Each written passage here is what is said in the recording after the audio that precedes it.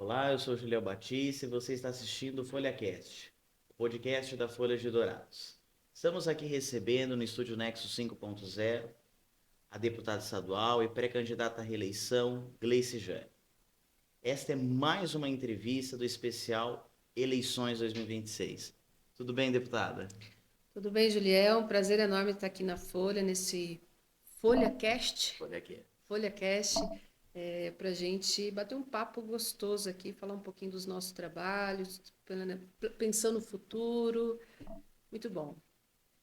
Gleice, sua trajetória, podemos dizer que é muito singular, né? Deputada atualmente, professora da rede do Estado, sindicalista, uma mulher atuante desde os movimentos estudantis, né? Gostaria de saber um pouco da sua trajetória, né? Se você puder contar para aqueles que estão nos assistindo um pouco quem é a Gleice Jane. Olha, eu sempre acho difícil falar quem é Gleice Jane, mas a trajetória acho que é mais fácil. Eu vou começar dizendo para você de onde eu nasci. Eu nasci em São Bernardo do Campo, no meio das greves. Meu pai era metalúrgico. Em 79, e meu pai me conta uma história interessante. Teve uma greve liderada pelo Lula, naquele período, e ele furou a greve, porque ele dizia que ele tinha uma filha que tinha acabado de nascer, ele tinha que cuidar, ele não podia perder o emprego, ele tinha muito medo de perder aquele emprego. E ele furou a greve, e quando a greve acabou, ele foi demitido. E aí ele veio para Mundo Novo. Então, eu transitei dos movimentos do Lula para a terra de Dorcelina Folador, né? Dorcelina Folador tem uma relação familiar com a minha mãe, de relações de o irmão, a irmã dela é casada com o irmão da minha mãe, então a gente também tinha relações familiares e muito próximas. Então eu vim para Mundo Novo, e em Mundo Novo a gente ficou um tempo e meu pai arrumou um emprego aqui, eu vim para cá aos 4 anos de idade. Estou em Dourados desde os 4 anos de idade, aí toda a minha educação, todo o processo escolar eu passo em Dourados. Mas assim, a minha trajetória já é uma trajetória construída dentro de um processo de militância e de política de esquerda, né?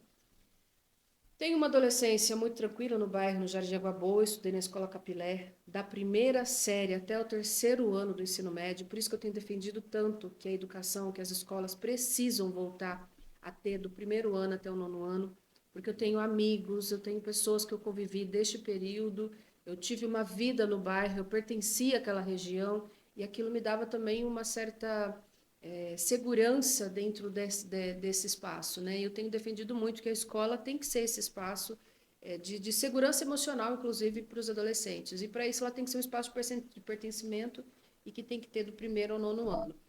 Muito pela minha experiência. Participei muito dos movimentos jovens na Igreja São João Batista e dali com outros grupos no município, até no estado. E depois fui para a universidade.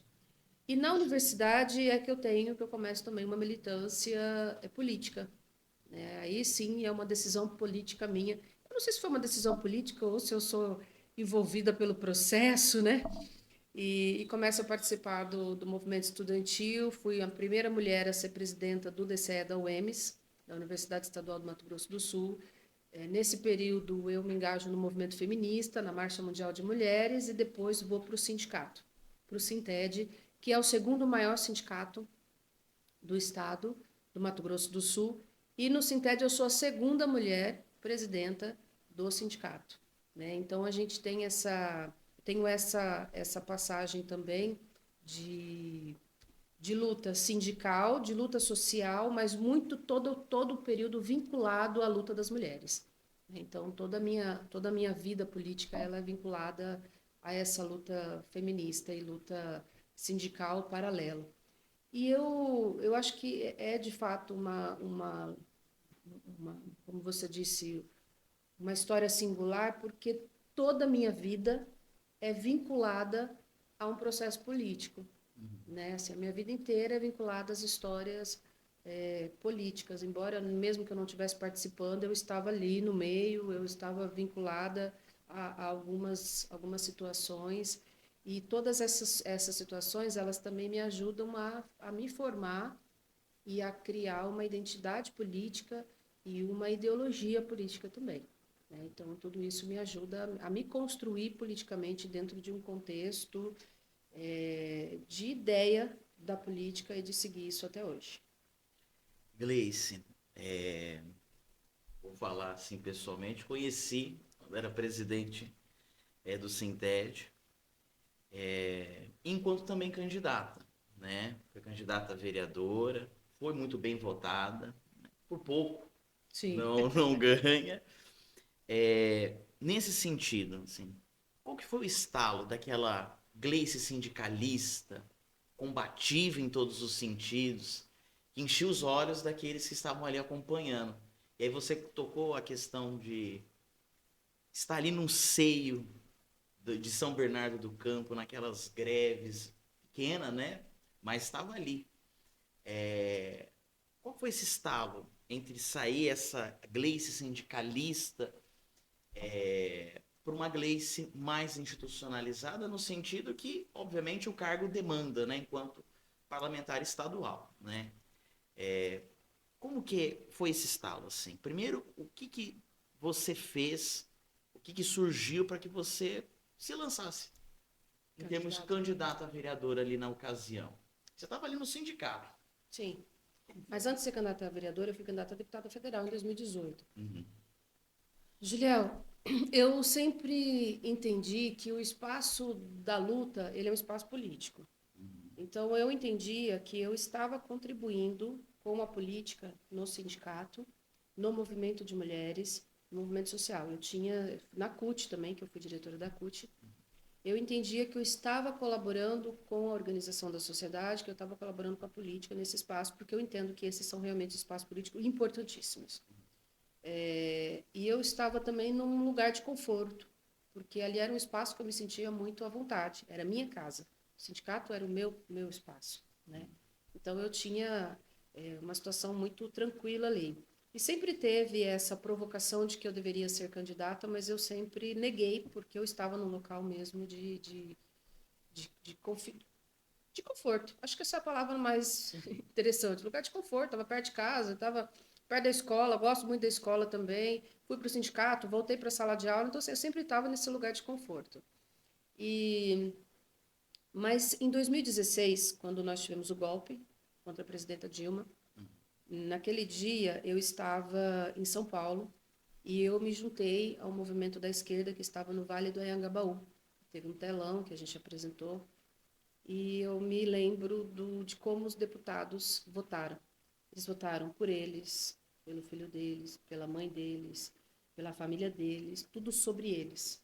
Ninguém votou pela educação, ninguém votou pela saúde, ninguém votou por um projeto de sociedade. Votaram por eles, por um projeto individual.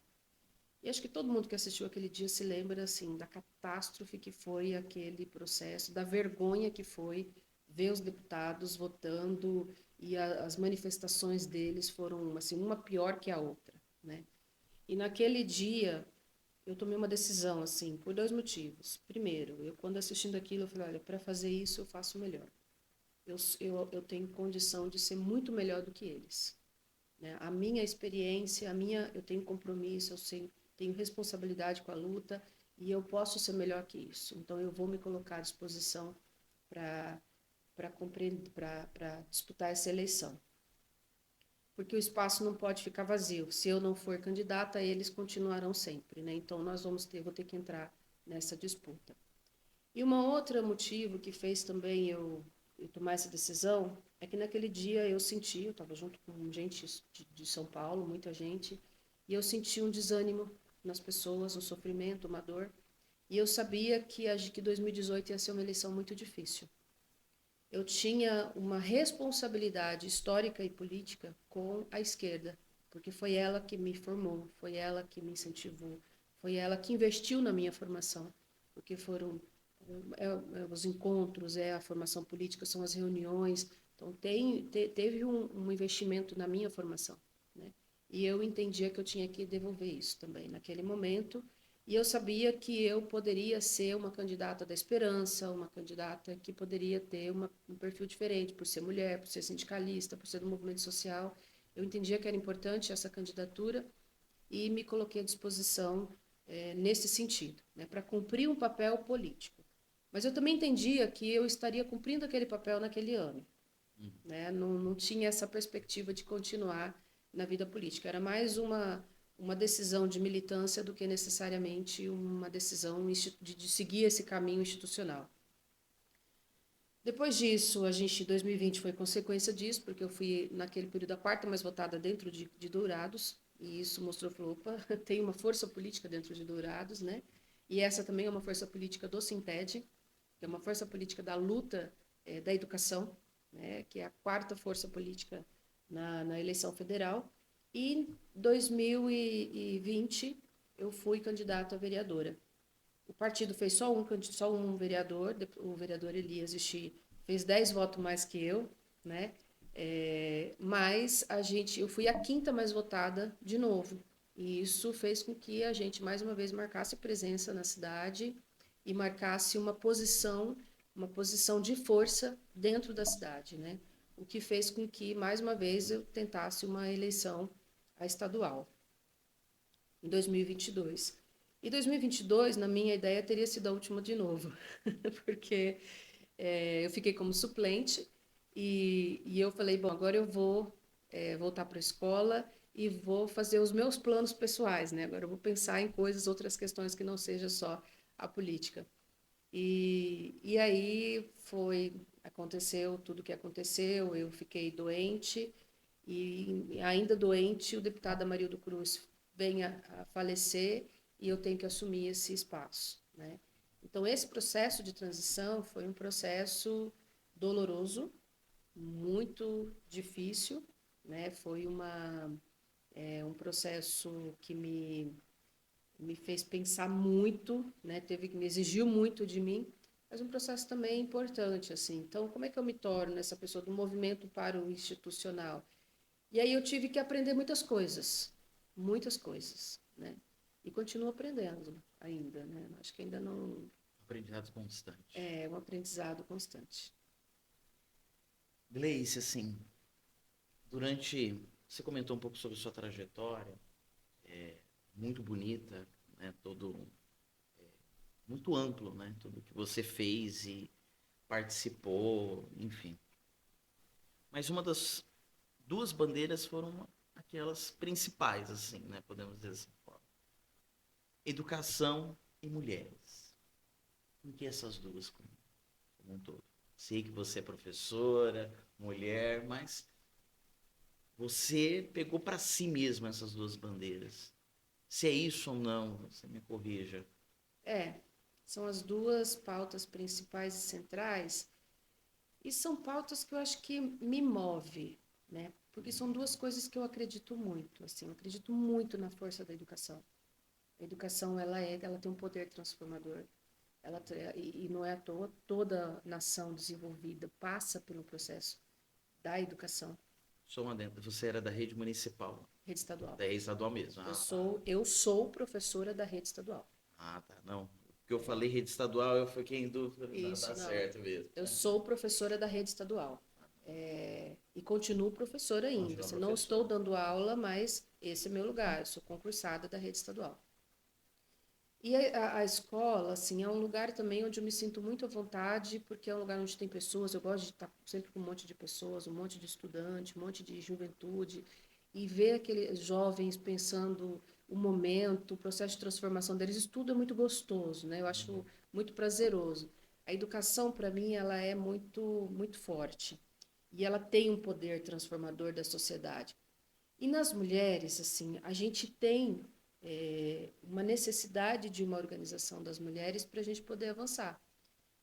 Se eu olho para o passado, é muito recente a nossa participação na política. A gente tem mulheres que estão na política há muito tempo. Há muitos anos as mulheres estão na política. Eu diria que durante toda a vida as mulheres fizeram política, mas nunca apareceram, nunca concorreram aos cargos, nunca estiveram presentes. Por exemplo, nós temos Leopoldina, que assinou a Lei de Independência do país, mas ela sequer é lembrada. Ela assinou no dia 2 de setembro e a gente comemora no dia 7, porque é quando Dom Pedro dá um grito do Ipiranga. A história mostra que o trabalho que as mulheres fizeram politicamente foi sempre negado, né, ignorado nos espaços públicos. Então, o movimento de mulheres, para mim, também é um movimento muito forte, é um movimento muito necessário. E é por meio dele também que a gente consegue avançar na política de combate às violências. E eu falo das violências porque a violência contra a mulher e as violências é a mesma violência contra as crianças, contra a juventude. Então, a gente precisa combater a misoginia para a gente ter uma sociedade sem violência. E a gente começa combatendo pelas mulheres, né? Então, para mim, a luta das mulheres ela tem um poder muito forte também. E eu acredito demais nas mulheres. Quando a gente está juntas, assim, a gente tem uma energia forte, a gente tem um poder coletivo muito forte e sempre dentro do contexto da coletividade para um avanço numa sociedade mais justa e igualitária, né? Então, eu acredito muito nessas duas forças. E por isso que eu acho que elas estão impregnadas em mim, assim, né? Eu nunca vou conseguir sair desses dois. E é desse lugar que eu enxergo todo o restante. Então, é desse lugar da educação e das mulheres que eu atuo na comunidade indígena, que eu atuo, defendo os povos quilombolas, que eu defendo a reforma agrária, que eu estou defendendo os povos das águas, que eu estou defendendo os pescadores, que estão dizendo para a gente, olha, as águas estão contaminadas, né? Os pescadores estão dizendo para a gente, olha, alguma coisa está acontecendo nos rios, a gente tem que olhar para isso, tem interferência no meio ambiente. Então, é desse olhar das mulheres e da educação que eu estou olhando para todos esses outros espaços. Eu sempre digo assim também, Juliel, nós mulheres, nós temos uma capacidade de enxergar a política de vários segmentos. Por exemplo, vamos pensar aí na saúde. É a mãe que leva o filho, mas também é a mulher que leva o pai que está doente, é a mulher que leva o marido ao médico, ao posto de saúde, que está ali cuidando da saúde do marido. É ela que precisa de atendimento, mas também é ela que é a enfermeira que está atendendo todos eles.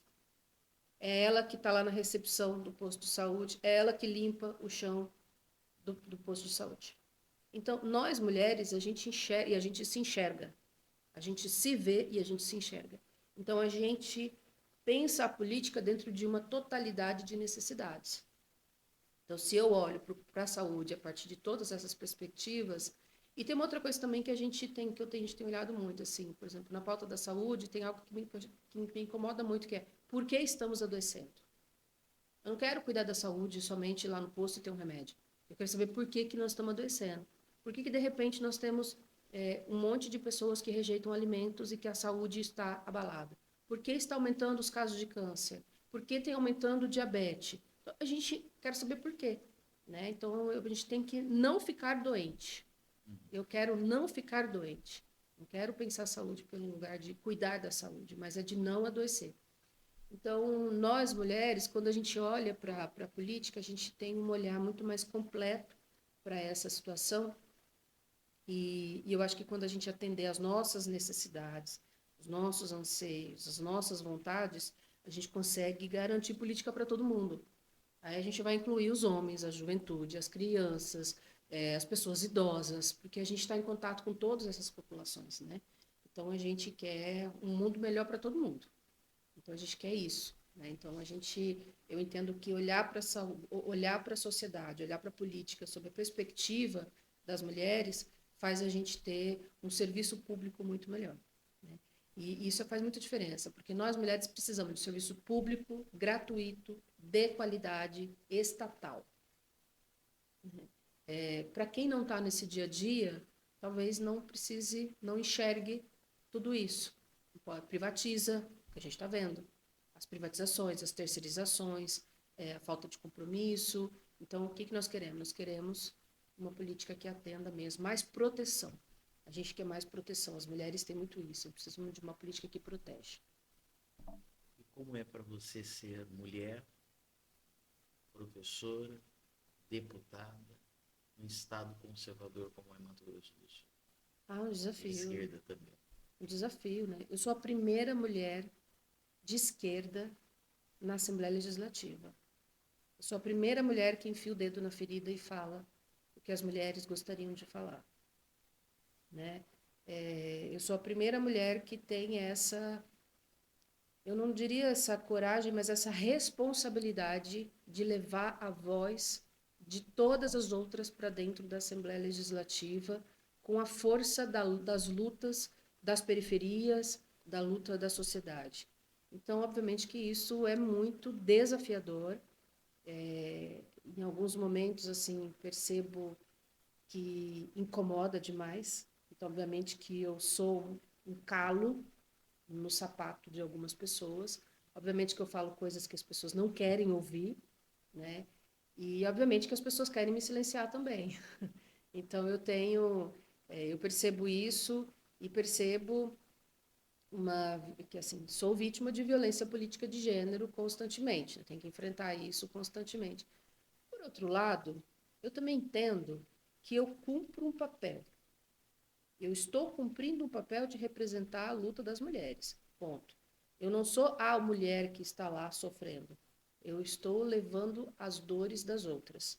Portanto, quando eu sou, de alguma forma, há uma tentativa de me silenciar, eles não estão me silenciando a mim, estão silenciando a nós. E isso também me dá uma força muito grande, porque eu lembro que não, eu não estou aqui sozinha. Não é para mim, é para nós. E quando é para nós, aí eu fico muito mais brava, né? E aí, porque quando o sofrimento é individual, a gente sofre, e você sofre. Agora, quando eu entendo que não é sobre mim, é sobre todas nós, não, a minha obrigação é defender todas nós, né? Então, isso também me dá uma força muito grande. Agora, isso também acontece porque eu tenho uma trajetória de experiências que me permitiu entender esse processo e que me faz hoje ter tranquilidade, coragem e facilidade de lidar com essas situações. É desafiador, mas ao mesmo tempo, para mim, é um processo meio que natural de fazer os enfrentamentos. E tem uma coisa que incomoda muito, é quando a gente fala ser mulher na política é desafiador, mas ser uma mulher de esquerda e ser uma mulher que leva a luta e as dores das mulheres é muito mais pesado, né? É muito mais difícil. Então a gente, obviamente, que sofre. Isso também foi toda a minha trajetória política, né? Mas todo o processo foi assim. Gleice, durante esse seu papel, né, representativo ali na Assembleia, você tem sido um dos nomes mais contundentes em termos de oposição ao governo Eduardo Riedel, né? O que você pode comentar, quem está nos assistindo, o porquê essa oposição tão ferrenha à gestão do Riedel à frente do estado do Mato Grosso do Sul? Não é sobre o Riedel, é sobre o modelo de Estado que o governador Eduardo Riedel defende e todo mundo ao entorno dele. Né? Assim, existe uma política que hoje é desenvolvida no estado do Mato Grosso do Sul que eu vejo com muita preocupação. Vou te dar um exemplo disso. Na política de enfrentamento à violência contra as mulheres, nós estamos denunciando a todo momento a violência, os casos de feminicídio. Nós tivemos reuniões com o governador enquanto movimentos de mulheres. Ele disse para a gente que tinha dinheiro, só precisava da política, e a gente apresentou várias propostas na Assembleia Legislativa e a base do governo não deixa passar. Né? Então, o que eu percebo assim? Não há um compromisso com as mulheres. Acho que a primeira, dos fatos. Mas tem algo que me preocupa muito, Juliel, que nesse mandato eu estou observando, que é as relações com o meio ambiente e com os territórios.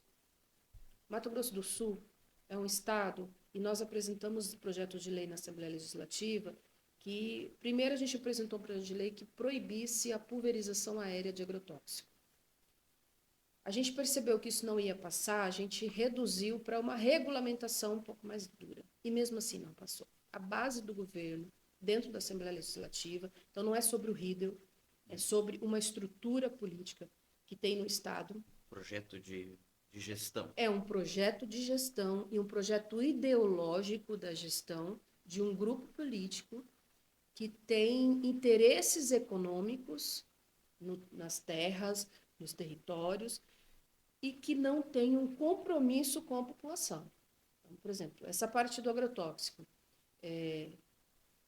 A gente entende que, olha, as pessoas não podem pulverizar agrotóxico nos seus territórios e contaminar a cidade inteira. Eu não tenho direito de respirar um ar seguro na minha cidade, dentro da cidade, porque ao redor está todo pulverizado. Eu plantei não, né? Nasceu um pé de mamão na minha casa recentemente. Gosto de plantar. Eu gosto. Na minha casa, mais numa esquina, tem 5 pés só de ipê. E tem outros. E tinha um pé de mamão. E o pezinho estava crescendo, estava mais ou menos 1 metro de altura. E na primeira chuva agora, depois da estiagem, as folhas amarelaram tudo e morreram. E sabe o que era? Chuva ácida de agrotóxico.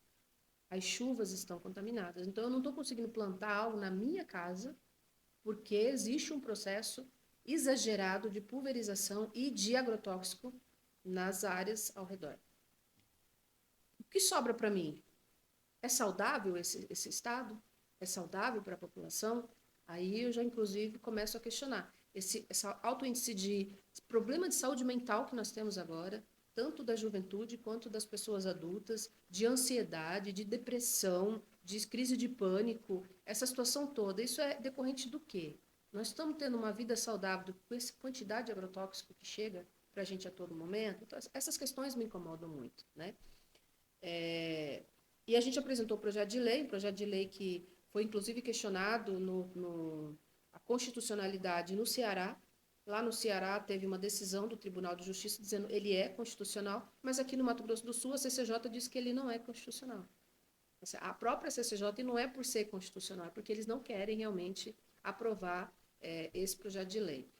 Então, a gente tem algumas questões que me incomodam bastante aqui no Estado. Uma outra questão que nós temos aqui. Nós temos isenção fiscal, em torno de bilhões, para empresas ligadas ao agro, como é o caso da celulose na região do Bolsão. Então, nós temos uma empresa várias empresas estão sendo instaladas naquela região, ela é uma região de cerrado. Cerrado é uma área onde tem muitas nascentes, mas também são áreas onde tem arbustos baixos e espaçados, não tem aquelas florestas com muitas árvores. O Cerrado é uma região de árvores baixas. Eles pegaram justamente uma área de cerrado, um solo que é preparado para árvores baixas, e construíram um deserto de eucalipto por toda a região. Eu estou chamando deserto de eucalipto porque eles chamam de floresta, de reflorestamento, como se eucalipto fosse algo para aquela região. Mas a gente não tem uma floresta. Na floresta você tem diversidades de plantas e diversidade de árvores que estão conectadas à capacidade daquele solo. Uma floresta você tem isso, naturalmente. Ali não. Você tem árvores que não são próprias para aquele solo. Eucalipto é uma planta que puxa água lá do fundo, muita água, ela precisa de muita água. E para fazer papel, que esse é o objetivo ali, né? E toda a região hoje virou um deserto de eucalipto, que é o lugar onde tem as nascentes. E aí tem muita gente dizendo o seguinte, já especialistas, cientistas dizendo o seguinte, esse deserto de eucalipto está interferindo lá no Pantanal. Nós vamos ter secas no Pantanal, muitas secas, porque nós estamos matando as nascentes do Cerrado. Sem nascente no Cerrado, não tem água que vai para o rio, não tem os córregos, não tem os rios e não tem água que vai para o Pantanal. E aí o que a gente tem no Pantanal, a gente viveu recentemente o fogo. Né? E quando teve fogo no Pantanal, eu fui até lá, eu peguei um barquinho e subi o rio, conversando com a população ao redor do Rio Paraguai. E eu fui conversando com a população, porque durante o fogo, aquilo me deixava angustiada aqui, pensando como as pessoas estão lá. E eu peguei um barquinho e subi para ver como as pessoas estavam lá. E eu descobri que as pessoas não votam lá. Não votam porque a urna não chega. E para elas votarem, elas têm que gastar muito, é muito caro sair de lá para vir para a cidade para poder votar. Então, uma população que não vota, você já imagina como é as condições dela. Mas essa população dizia para mim o tempo todo, o problema não é o fogo no Pantanal, o fogo no Pantanal é normal, o problema é a seca. Então, se nós estamos mexendo na estrutura do Bolsão, nós vamos ter consequência lá em Corumbá, porque nós estamos interligados, né? E ao mesmo tempo em que o governo dá bilhões de isenções para essas empresas e para esse modelo de desenvolvimento, a gente não tem uma recurso disponível para a gente poder, por exemplo, pesquisar as consequências disso para a população e pensar políticas futuras, né? Mas uma coisa também nós sabemos, que quando você explora demais a terra, quando você suga demais e que você não tem uma estratégia de recuperação, a gente destrói o solo e a gente cria desertos verdes, né? Então, quanto tempo o solo do Mato Grosso do Sul está apto a esse modelo de plantação e de exploração do capital que tem aqui no Mato Grosso do Sul? Quanto tempo? 10 anos? 5 anos? 20 anos? Quanto tempo a gente ainda vai durar? Porque uma hora isso vai começar a ter problema, e em alguns lugares já tem, como a gente está vendo a consequência disso, né, nesse momento. Então, essas questões todas são coisas que me chamam muito a atenção, e por isso que eu tenho feito muito embate, porque eu tenho uma preocupação com o futuro do Estado, com o futuro nosso. E quando... assim, uma outra constatação que a gente tem feito também, a gente tem falado muito em arrendamentos no estado do Mato Grosso do Sul. Tem empresas que estão arrendando as fazendas aqui. Essas fazendas, os proprietários, que são os herdeiros dos donos antigos, já nem moram aqui, estão morando em outro estado, estão morando em outro país e recebem todo mês o seu dinheiro dos arrendatários. A hora que esse terra não servir mais, esses arrendatários que hoje estão destruindo tudo, eles vão para outro estado, vão para outro país, já estão buscando água em Marte para ver se também vão explorar outro planeta, né? Essa galera não tem limite o nível de exploração deles. Eles querem lucro, lucro, lucro, lucro a todo momento. E o que vai sobrar para nós? O quanto que o Estado lucra com esse modelo de desenvolvimento e o quanto ele investe nos efeitos desse desenvolvimento.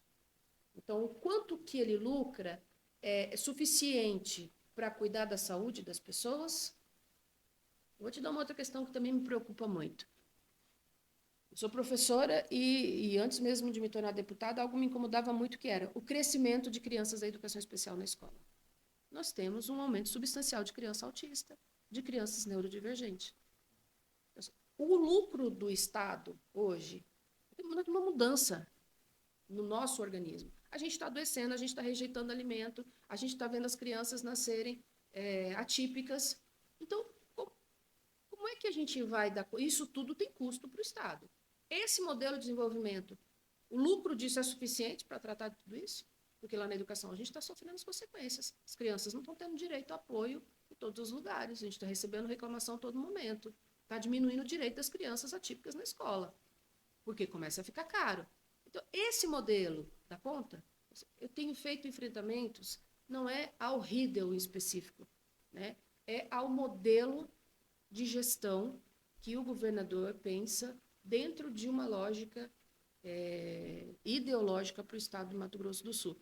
E aí eu não tenho outra alternativa que não seja fazer realmente esse enfrentamento. Deputada, você mencionou a questão das isenções, né, plural. As isenções fiscais promovidas pelo atual governo do estado, né? E na Assembleia a senhora vem denunciando as perdas salariais dos funcionários públicos como um todo. A senhora pode comentar para o funcionário público sobre o seu papel ali na Assembleia? Essa é uma outra questão, né, que vai muito adiante dentro do que eu venho falando aqui. Para os empresários, para o rico, para aquele que tem... E não é fazendeiro pequeno, porque eu também tenho falado muito sobre isso. Quando a gente fala em fazendeiro, principalmente na luta das disputas dos territórios com os povos indígenas, a gente tem eu diferencio o tratamento do governador ao pequeno produtor, que está em conflito com os territórios indígenas, e ao grande. Ao pequeno produtor, o tratamento é um. Ao grande, tem polícia, tem a estrutura do Estado inteiro ali para defender os interesses daquele fazendeiro, né? O que é rico tem todo o aparato do Estado. O que é pequeno não tem. E o servidor público é o pequeno. O servidor público é a parte pobre do Estado. É a parte que tem sofrido no estado do Mato Grosso do Sul. Enquanto tem bilhões de isenções para o empresário rico, É importante a gente frisar isso, que não é o empresário daqui da cidade, o que tem uma pequena empresa com 20, 30 funcionários, não é isso. Nós estamos falando de um mega empresário que vem de fora para cá, né, que desestabiliza a cidade, porque eu estive em Ribas do Rio Pardo, e a população que morava na cidade, que pagava aluguel, com a chegada da empresa na cidade, inflacionou os aluguéis, e as pessoas saíram das suas casas e foram morar na favela, e vão às margens da cidade. E não tem uma política de contraponto para essas pessoas. Então, o rico tem tudo, o pobre vai para a margem, né? E essa mesma política que o governador oferece para os servidores públicos, né? Esse ano, o reajuste foi de 3,81 para todos os servidores. E eu tenho observado, assim, os servidores que têm mais salários mais altos, teve um auxílio aqui, teve uma ajudinha ali. Agora, o servidor que tem salários mais baixos, esses foram os mais prejudicados também dentro do governo do governador Eduardo Riedel. Foram feitas muitas promessas. Ele prometeu, na educação, que iria comparar o salário do professor contratado com o professor efetivo. Isso não aconteceu. Ele prometeu que ia, hoje, aposentado, servidor aposentado, que doou uma vida pelo Estado, tem desconto de 14% no salário.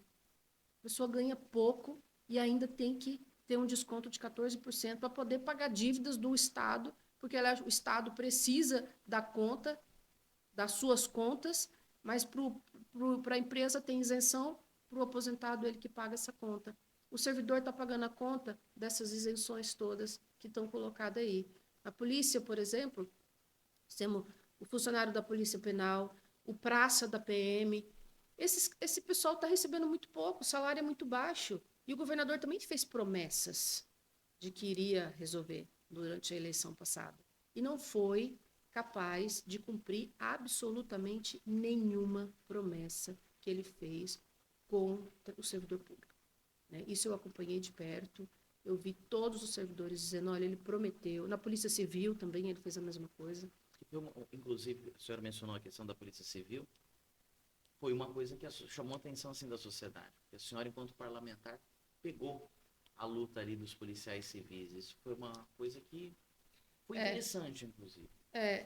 O pessoal tem uma ideia de que quem é de esquerda não gosta de polícia, né? Uma ideia completamente equivocada. Eu defendo servidor público. Para mim, depende de qual é o segmento que eles estão. E a segurança pública, ela precisa ter, realmente, é um segmento que precisa de muito investimento. Porque eu preciso da segurança pública capacitada, eu preciso dela preparada, eu preciso dela em condições, eu preciso dela bem feliz, porque a hora que uma mulher precisar de ajuda, eu preciso que ela esteja lá pronta para poder defender essa mulher. Né? Então, eu defendo que o servidor da segurança pública ele tenha que ser muito bem tratado. Então, o serviço público tem que ser, o servidor tem que ser bem tratado para que o serviço seja prestado com qualidade. Da mesma forma que eu defendo isso na educação, da mesma forma que eu defendo isso na saúde, da mesma forma que eu defendo em qualquer segmento. O servidor público é o principal ativo, principal agente da política no serviço público. Então, eu defendo demais que todos os servidores sejam bem tratados. E na polícia, na política da segurança pública em especial, a gente tem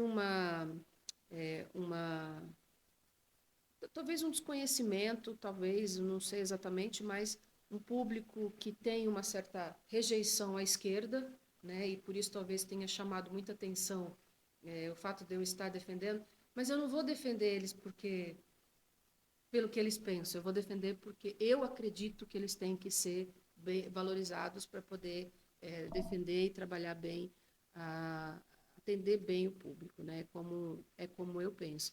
Então, o que a gente vê é isso, assim, é um servidor público que está pagando a conta das isenções fiscais do Estado, e essas isenções fiscais que eu vejo, às vezes, com um pouco de irresponsabilidade, porque elas também são responsáveis por uma destruição do meio ambiente, E depois a gente vê, por exemplo, o que a gente viu na Assembleia Legislativa, que foi uma lei tentando proibir os pescadores de desenvolver o seu trabalho, culpando os pescadores por desmonte do meio ambiente, diz que eles estão acabando com os peixes. Imagina, uma profissão que existe na Bíblia.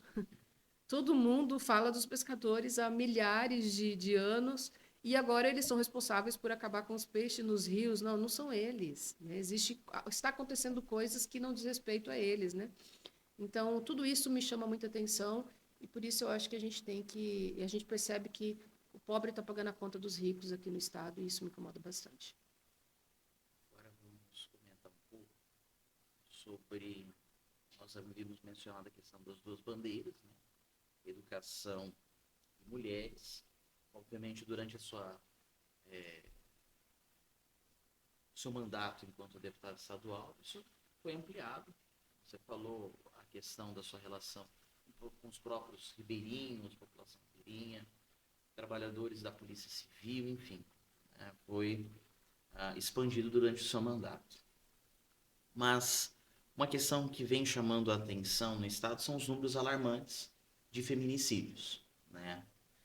E aí, nesse sentido, gostaria de perguntar para a senhora o que o seu mandato, né, além das críticas públicas a essa gestão do atual governo do Estado, o que o seu mandato vem fazendo, né, para que consiga combater os altos índices de feminicídio aqui no Estado. E, além disso, a questão orçamentária. Como você enxerga a questão do orçamento da qual o governo desempenha, né, aplica, na verdade, para esse tipo de política pública? Julião, esse tem sido um debate que eu faço também desde sempre, porque nós não temos hoje condição de medir o quanto que o governador está investindo na prevenção à violência contra as mulheres, porque não existe uma rubrica específica para isso. Existe lá, está tudo dentro da saúde geral, dentro da educação geral, mas não tem uma rubrica específica, essa aqui é para atender as mulheres. Eu apresentei um projeto de lei que diz respeito à criação de um fundo especial de ter um recurso específico de proteção às mulheres. Que aí, a partir disso, a gente saberia exatamente o quanto que está sendo investido. Mas esse projeto não avança. Né? Esse projeto não avança.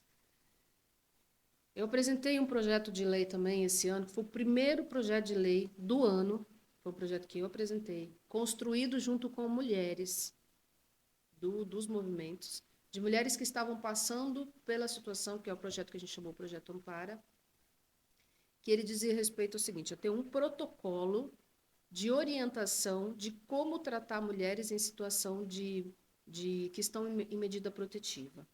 Então, eu tenho várias situações em que você tem o agressor e a vítima trabalhando no mesmo espaço, principalmente nos espaços públicos, numa mesma associação, né?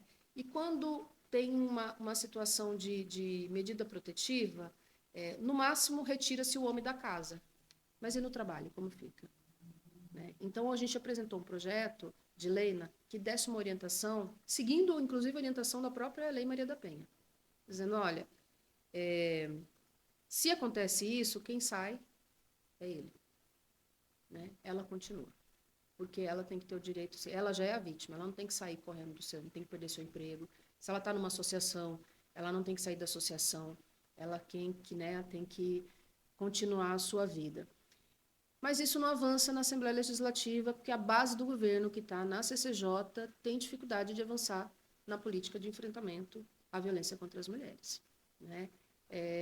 E a gente, então, assim, projetos de lei, questionamento, indicações, requerimentos de informações, a gente tem provocado durante todo o tempo. Todo o tempo. Né? Toda a política que a gente faz, elas são políticas, todas as leis que a gente faz são leis que visam a gente diminuir a desigualdade, assim, combater a desigualdade entre homens e mulheres. Nós aprovamos um projeto de lei, que também foi difícil, mas nós conseguimos, esse com luta também, nós conseguimos aprovar nos primeiros anos de mandato, que foi o projeto que garante paridade do recurso no esporte. para homens e mulheres.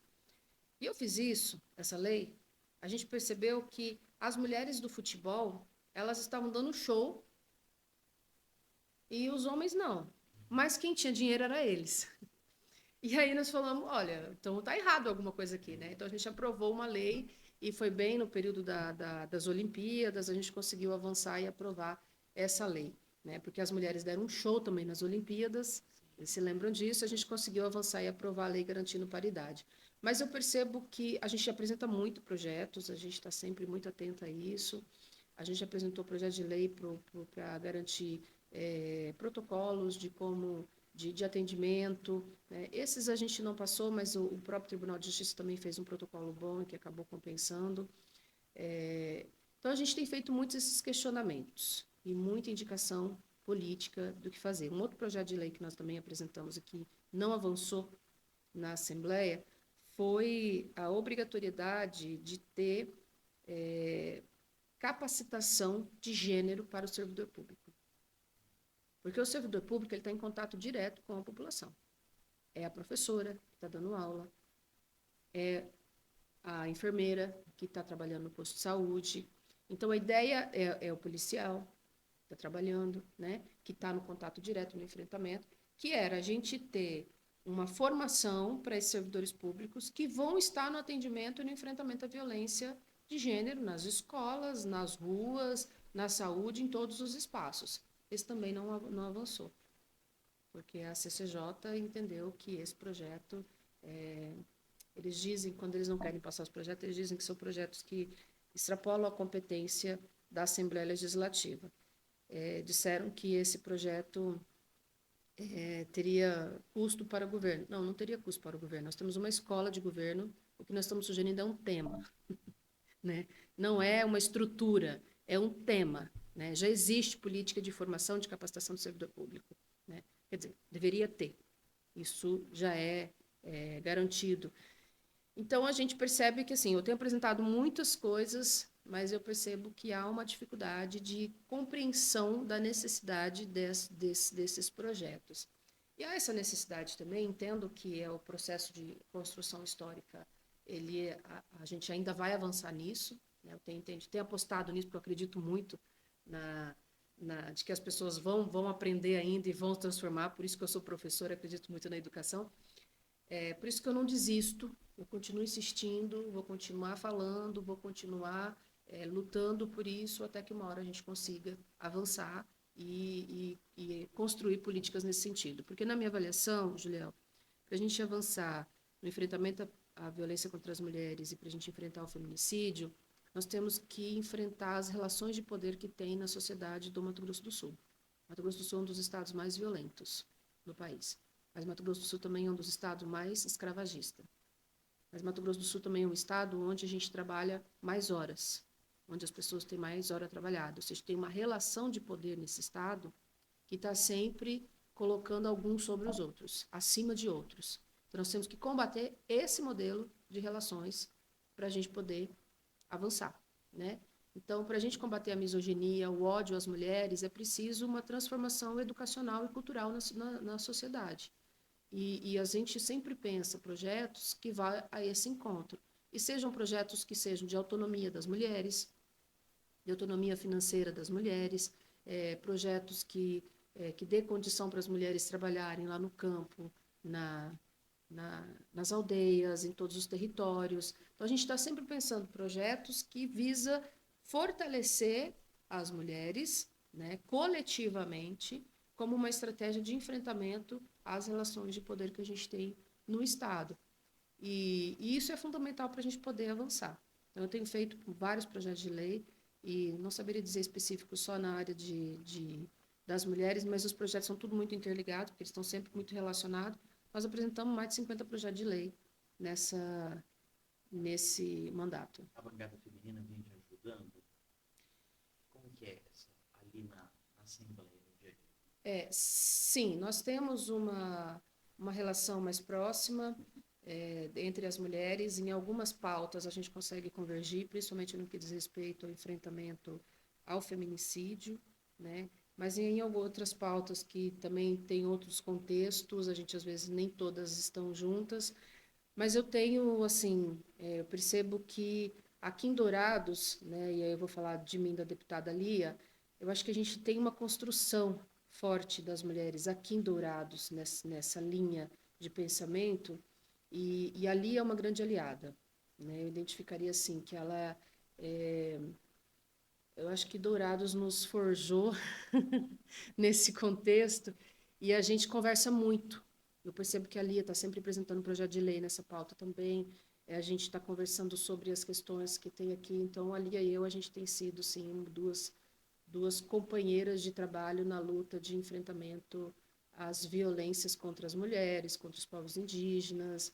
A gente leva muito essa escola daqui de Dourados para dentro a escola das lutas, né? Porque embora a Lia também não tenha essa trajetória minha, trajetória de luta, mas a mãe dela teve, né? A mãe da Lia foi uma filiada ao PT, foi do movimento, eu estudei com ela também, não fiz uma disciplina do mestrado e era uma mulher fantástica, né?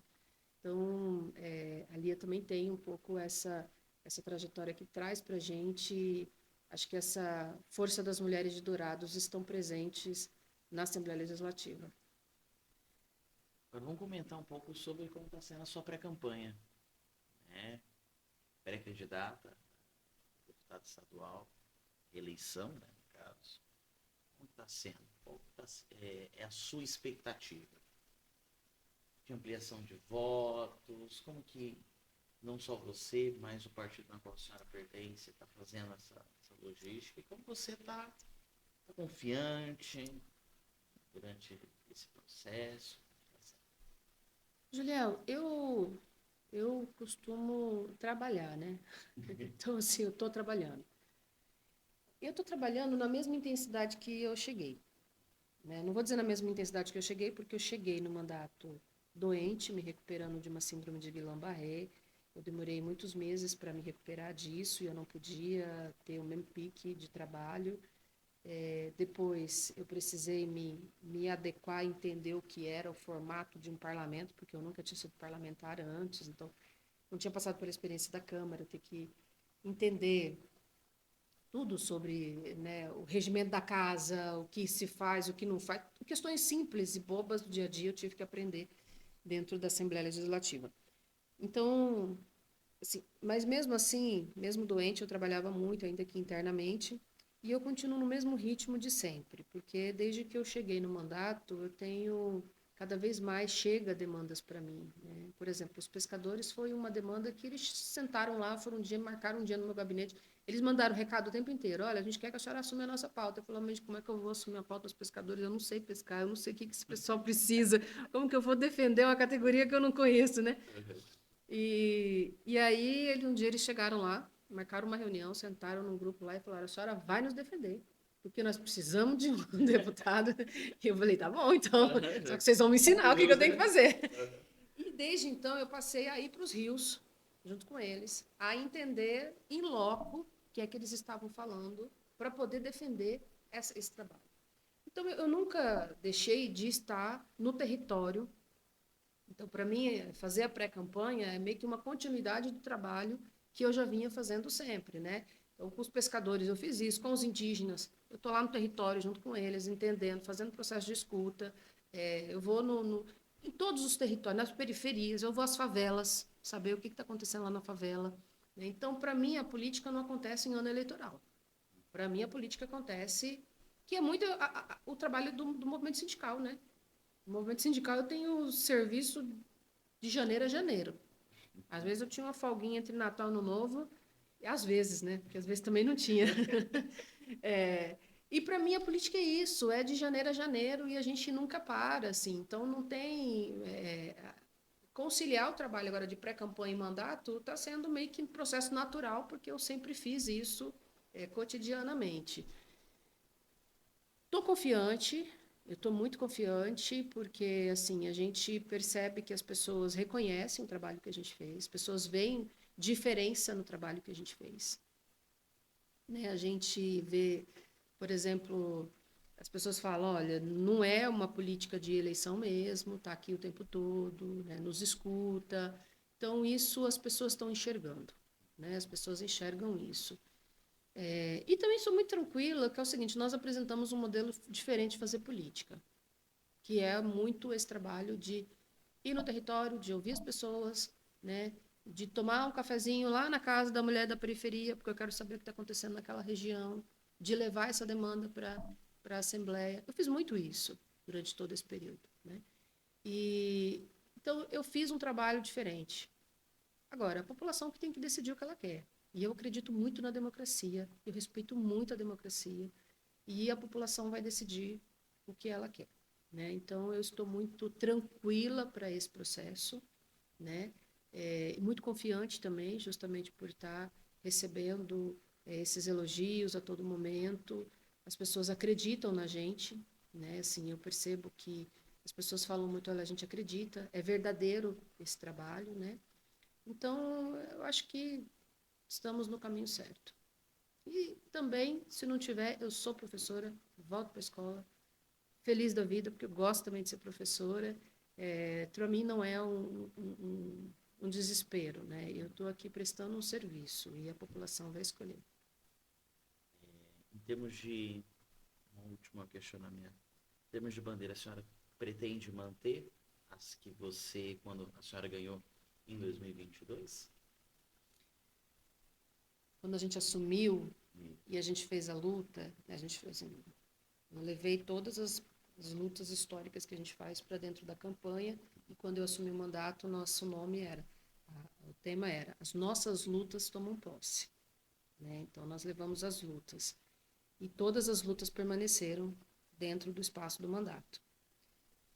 Esse primeiro mandato, eu tenho dito o seguinte, foi um mandato de compreender e ampliar um pouco mais as lutas, de compreender a realidade do Estado, de fazer um diagnóstico. Eu diria que talvez fosse isso. No segundo mandato, eu quero aprofundar em algumas pautas que eu sinto que eu ainda preciso aprofundar, né? Como essa, por exemplo, do meio ambiente. Para mim, essa é uma pauta muito séria. Mas outras pautas que me seguem durante todo o período, como é serviço público, defender o serviço público, defender os servidores públicos, defesa de direitos para a população, defesa de direitos para os trabalhadores, garantia de uma vida digna para todo mundo, com salários dignos, a defesa da educação. São coisas que, às vezes, eu nem acho que eu preciso dizer, porque elas estão impregnadas em mim, né? Então, isso tudo já está impregnado, isso vai comigo para todo lugar que eu for, né?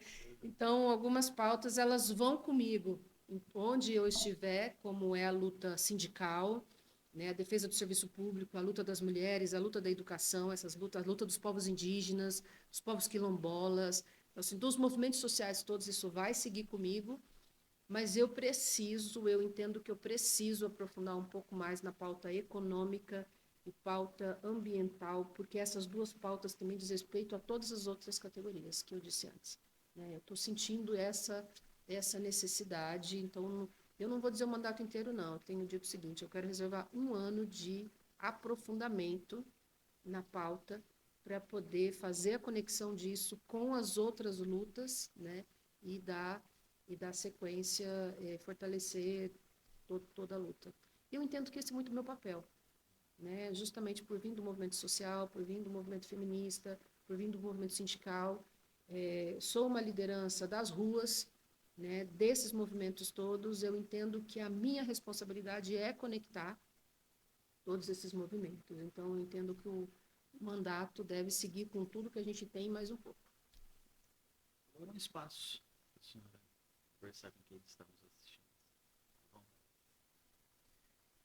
Olha, eu quero dizer para as pessoas que estão nos assistindo, assim, que esse vai ser um ano muito importante, um ano eleitoral, um ano que a gente vai, e que a gente, pela primeira vez, a gente está passando por uma eleição nacional, inclusive, que vamos ter interferências internacionais, a gente está vendo a todo momento essa relação dos Estados Unidos, do Trump com o Brasil, olhando para nós, e isso não diz respeito a Brasília, não diz respeito a outro lugar, diz respeito ao que a gente está fazendo aqui no nosso dia a dia, né? A política que acontece em Brasília, ela decide o preço do pão que a gente come aqui.